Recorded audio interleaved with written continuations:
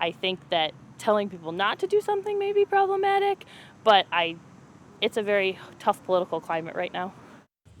New tonight, mixed reactions in the Chardon community after a high school football player carried a thin blue line flag onto the field in show of support for law enforcement officers, particularly one of their own coaches.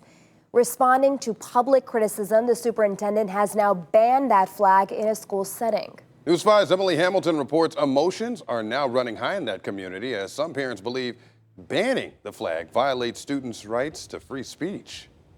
No justice, no peace. In the wake of the Black Lives Matter movement calling out police brutality in America and the historic oppression of African Americans. In the NFL, they're all making statements along that, and that's fine for them too. Everybody has the right to make their statement. The Blue Lives Matter movement and its thin blue line displayed on the American flag is often a line that's blurred. I think it's fine that people support cops. It's right, and I don't like the whole defunding the police thing. I support it. I have the shirt at home that says Black Lives Matter, but I don't not support Blue Lives Matter. I think they're both important. After the superintendent of Chardon Schools banned the thin blue line flag in any school capacity, Andrea Clark says an outright ban of the symbol wasn't the most productive approach. I think in general it needs to open a very valid conversation, though, about blue lives, black lives, white lives for that matter, making sure that we're not discriminating against anyone. Laura Spencer agrees, even citing a possible violation of the First Amendment by the school district. I think,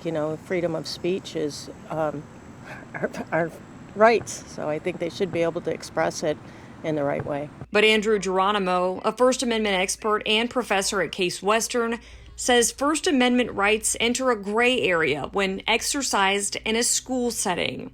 So schools can regulate student speech in a few ways. One, if it's materially disruptive to the learning environment. But he too believes Superintendent Michael Hanlon missed the mark and an opportunity for a meaningful conversation among the entire student body. And really get the students together and give them the credit of discussing their feelings and their reactions to this symbol, rather than saying we just don't allow any political speech within the Chardon School District. The district adding it will also be meeting with the athletic department to approve pregame activities moving forward. Emily Hamilton, News 5.